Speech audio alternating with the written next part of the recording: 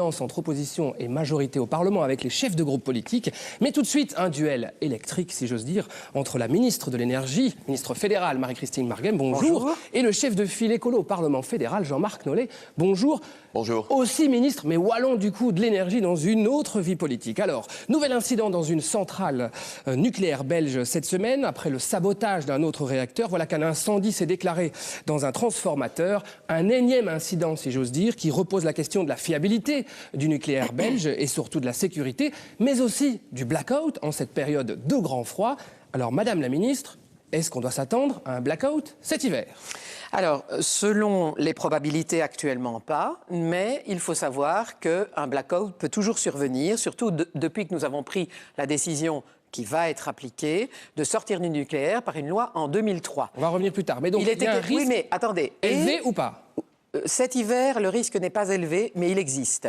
Mais il y a eu des risques plus élevés qui se sont manifestés dans les hivers précédents et pas si loin que ça dans le temps, entre 2010 et 2011, où il y avait 22 jours où il manquait 500 mégawatts, 18 jours où il manquait 500 à 1000 mégawatts et 7 jours où il manquait 1000 à 1500 mégawatts. Attendez, à une époque où toutes les centrales étaient en fonction. Donc, les deux ne sont pas nécessairement liés. Ce qui compte, c'est de voir comment, et nous n'avons pas suffisamment travaillé, les gouvernements précédents ne l'ont pas suffisamment fait, nous allons faire cette transition énergétique et faire en sorte, pour la sortie du nucléaire, de remplacer cette énergie qui part par d'autres énergies qui approvisionneront la Belgique de façon suffisante. C'est l'objet de ce duel, mais sur cette question du blackout, Jean-Marc Nollet, est-ce qu'on joue à se faire peur ? Est-ce qu'un blackout, ça va vraiment être terrible pour les citoyens ? Ou c'est juste une bisbrouille politique, là ? Ça vous fait peur, vous, le blackout ? Oui, le blackout, c'est-à-dire l'interruption totale de toute fourniture d'électricité. C'est pas le cas. On parle ici d'un plan éventuellement de délestage. Mais c'est vrai que cette semaine-ci, on a frôlé la situation. Ce sont les termes de la ministre cette semaine-ci en radio chez vos confrères. Est-ce que la ministre est responsable de quelque chose ? Non, attendez, elle vient d'arriver depuis un mois et demi, donc non, on ne va pas dire que c'est elle. Mais par contre, le système dans lequel la Belgique s'est rendue dépendante à ce point du nucléaire, lui, ce système-là en est bien responsable. Je m'explique. On a vécu en Belgique sur un mythe. Le mythe de l'infaillibilité du nucléaire. Alors pendant 10, 15 ans, 20 ans, tout ça a peut-être pu fonctionner. Mais aujourd'hui que nos centrales vieillissent, on voit bien qu'il y a un réel problème à court terme. Regardons la situation. Doule 3, micro-fissuré. Mais si on fait l'étalage de nouveau de tous les réacteurs, on en a pour ça. Ah oui, mais le problème, c'est lui qui parle du nucléaire. Doule 3. Je vois que M. Nollet aime bien parler du nucléaire, mais j'aime bien parler de la situation aujourd'hui du nucléaire. Regardez. Vous n'avez rien fait en Wallonie pour compenser la perte de l'énergie électrique venant du nucléaire avec d'autres sources d'énergie. Ça peut vous déranger, mais regardons la situation. Ah, mais je veux bien. Regardons la situation aujourd'hui. Pas de problème. Regardons la situation du nucléaire aujourd'hui. Doule 3, micro-fissuré. Tihange 2, micro-fissuré. Tihange 3 à l'arrêt à cause du problème dont on a connu ici sur le transformateur cette semaine. Qui a été remis en service.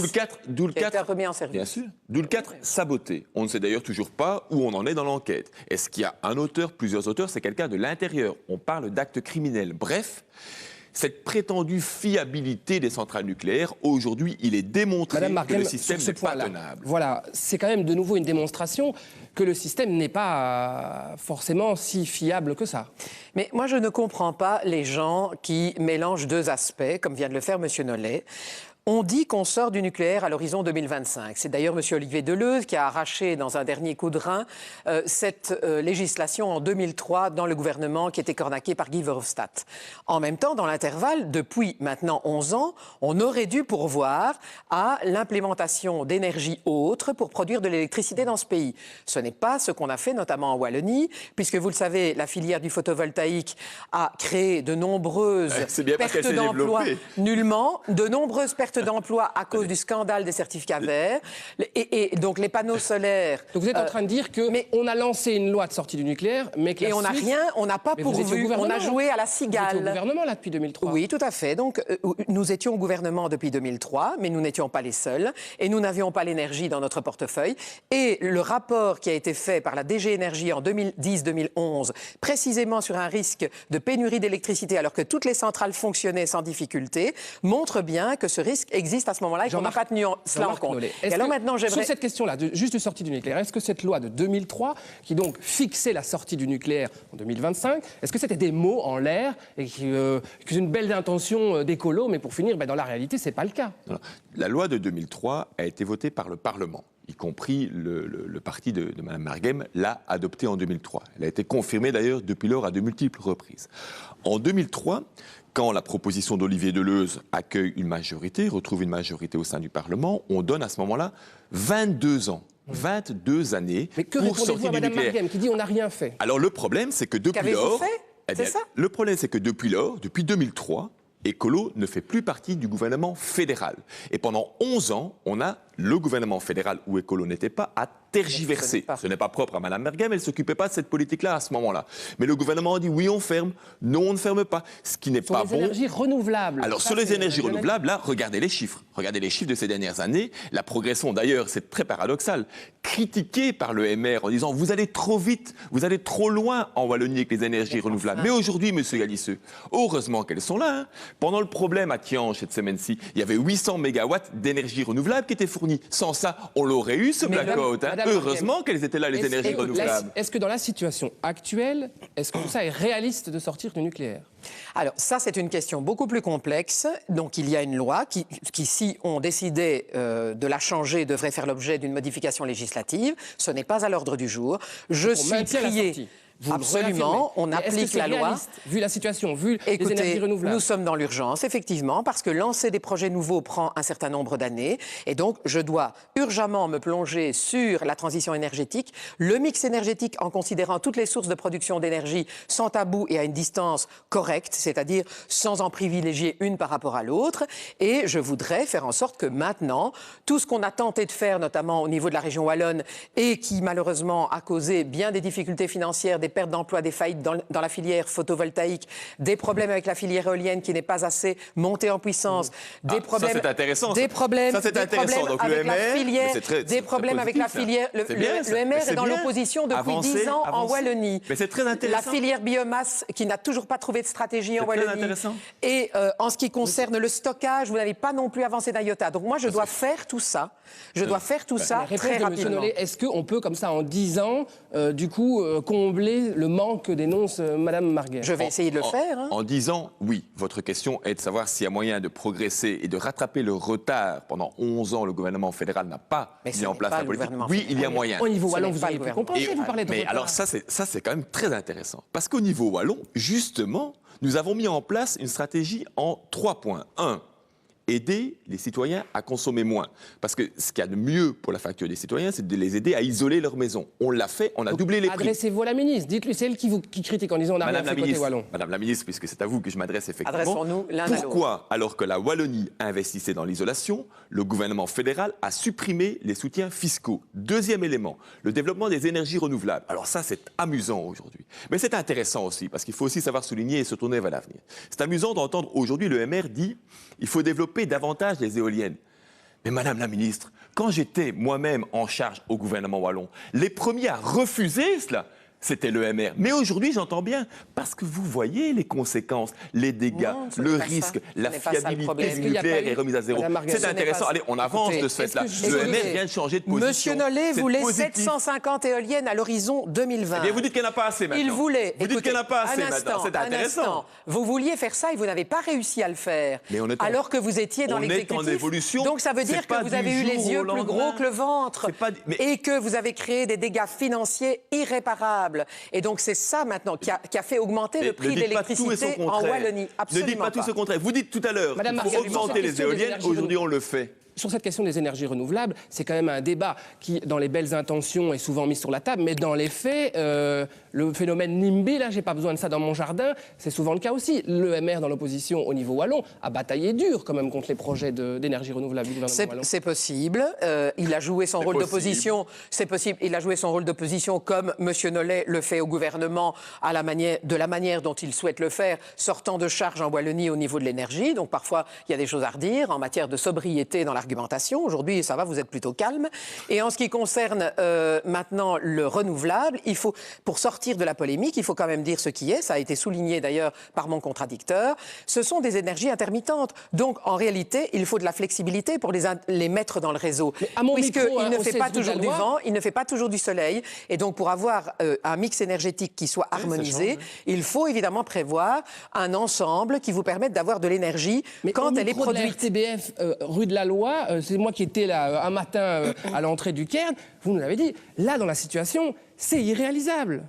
C'est irréaliste. Je n'ai pas dit ça. Je vous ai expliqué qu'il fallait que le gouvernement se penche sur une décision, et souvenez-vous très bien de ce point, sur une décision qu'il doit prendre, c'est dans l'accord de gouvernement avant le 31 décembre 2014, à savoir si le gouvernement décide de prolonger, oui ou non, les unités de Doel 1 et de Doel 2. Donc deux réacteurs qui étaient prévus d'être fermés, et on se rend compte que, vu la situation, il faudra peut-être les prolonger. Ah, ça, le gouvernement va prendre position sur cette question. Est-ce que c'est un débat. La dangerosité qui est derrière ça ou pas? Non, c'est une question simplement qui est beaucoup plus globale et on ne résout pas un problème de société uniquement en focalisant sur le plan de la sûreté d'un investissement ou d'une infrastructure, sûreté qui existe. Le gouvernement va prendre position sur cet élément-là et il va exprimer à travers sa position le début de la vision énergétique qui est la sienne. Est-ce que si on ne prolonge pas ces deux réacteurs-là, il n'y aura pas un problème d'approvisionnement? Donc est-ce que les deux dossiers sont pas liés? Vu la situation, est-ce qu'on ne doit pas prolonger ce qu'on avait décidé de fermer? Prolonger le nucléaire, et on l'a bien vu cette semaine-ci, c'est prolonger l'incertitude, c'est prolonger l'insécurité, c'est reculer aussi la capacité qu'ont différents acteurs d'investir en Belgique. Regardez l'Allemagne. L'Allemagne a fait le choix, elle tient le cap et elle sort progressivement du nucléaire. La loi de l'Eure, c'est une sortie progressive en 22 ans. On se rend compte que c'est un peu moins progressif, quoi. Il reste plus que 10 ans. Aujourd'hui, on sort par le chaos parce qu'effectivement, les centrales ferment les unes après les autres, pas du tout en fonction de la loi, en fonction d'incidents ou d'accidents. Même les micro-fissures, c'est quand même plus que des incidents qui posent problème. Mais ce qui est intéressant, c'est de se dire que ces deux centrales de Doel 1 et Doel 2, si elles ne redémarrent pas, elles permettent le passage d'une liaison qui amène 1000 MW des Pays-Bas. On n'a donc pas besoin, il y a une alternative qui est possible réaction, ministre Vino, à Doel 1 et Doel 2. Alors, premièrement, en Allemagne, monsieur Nollet, ils ont les mêmes problèmes de sécurité d'approvisionnement que nous par rapport à une sortie du nucléaire. L'Allemagne est exportatrice. Absolument pas. Elle est exportatrice. Mais regardez les chiffres. L'Allemagne exporte. Monsieur Nollet, on exporte de l'énergie qui est produite quand on en a trop au moment où elle est produite. Exporte. Vous devez toujours avoir en tête que l'électricité est un produit qu'on ne stocke pas. Et donc, il doit être donné, vendu, perdu, acheté au moment où il est produit. Donc, quand elle n'en a pas besoin, elle en exporte. Les Français exportent quand ils n'en ont pas besoin. Et quand ils en auront besoin, justement, nous allons avoir un problème avec l'interconnexion parce qu'ils l'utiliseront pour eux. Si une vague de froid vient sur le sud de la France, ils ne vont pas, évidemment... Ce qui veut bien dire qu'il y a un risque. Une question sur la répercussion sur la facture du citoyen. Est-ce que tout ce débat, quand on parle de prolongation de centrales, de gestion de fissures, de sabotage, est-ce qu'à un moment donné, Electrabel ne va pas répercuter ses coûts sur la facture d'énergie du citoyen ? Écoutez, pourquoi toujours prendre uniquement une production d'énergie? Electrabel fait partie de l'ensemble des producteurs d'énergie sur ce territoire et c'est cet ensemble-là qui va conditionner le prix, c'est-à-dire la part du prix de l'électricité qui est la matière produite. En tant qu'autorité, Madame Marguem, est-ce que vous ne dites pas à un moment donné, vu ce débat, vu certains rééquilibrages, réajustements, est-ce qu'à un moment donné, ça ne provoque pas aussi des coûts ?